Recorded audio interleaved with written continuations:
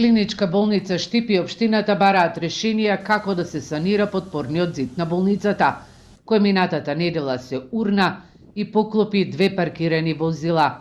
Директорот на болницата Владко Захариев вели дека фирма веќе прави пресметка колку ќе чини реконструкцијата на зидот, кој е во должина од 300 метри. Тој зид е дотреан. Сега овој дел ќе го поправиме, но ќе гледаме и тие најургентни делови што се да може да се поправат. Има фирма што прави сондажа и испитување.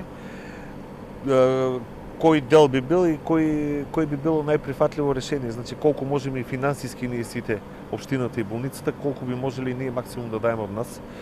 Ние би сакале целиот зид да го поправиме, но целиот зид е 300 метра. Значи го гледате и другиот дел на зидот е во лоша состојба, но ќе гледаме ургентните делови што може да ги санираме. Градоначалникот на Штип Иван Јорданов вели дека општината има надлежност да ја гарантира безбедноста на граѓаните, кои во моментов не се целосно заштитени.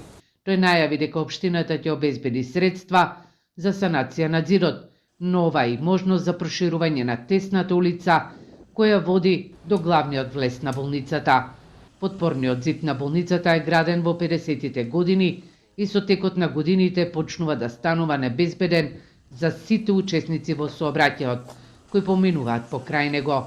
Минатата недела по врнежите од дожд се појави свлечиште која го урна камениот зид и оградата.